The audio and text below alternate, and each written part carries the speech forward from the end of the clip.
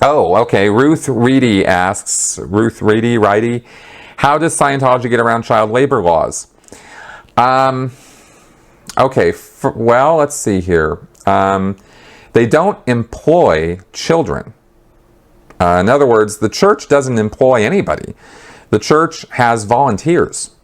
All Sea Org members and all people who work for the Church of Scientology sign contracts, and if they're minors, their parents, sign on the dotted line as well, that they are religious volunteers and are not entitled to any employment benefits, insurance, compensation. The contract specifically states that they are given a kind of allowance or pocket change, and that this is the whole of the agreement between the church and between them as religious volunteers.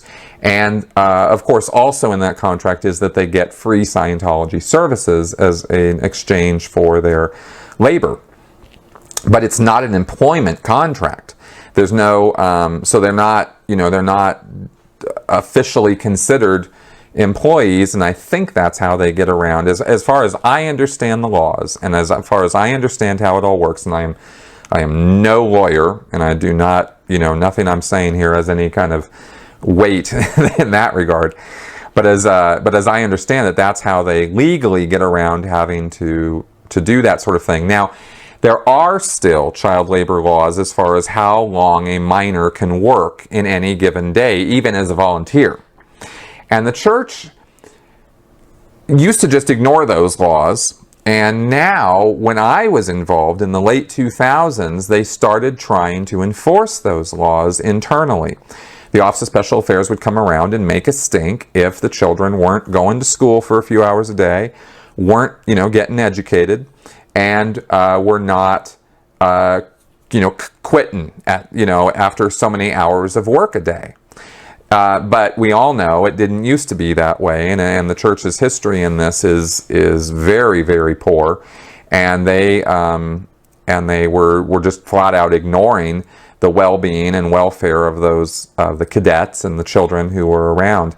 And this was mostly in the Sea organization. I have very, very rarely, I can count on one hand how many minors I saw working for the Church of Scientology at the local church level. Like at, Denver, Twin Cities, Milano, Keokuk, Keokuk. I don't know how to pronounce that word, but I've always said Keokuk.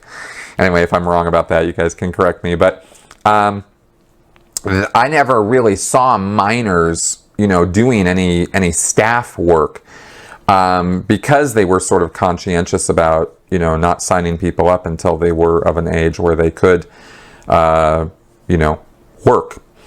But in the Sea Org, 10-year-olds, 11-year-olds, 12-year-olds, and the history of this is tragic. It is very, very sad and very, very horrifying. And the church definitely has very dirty hands when it comes to how it is dealt with children.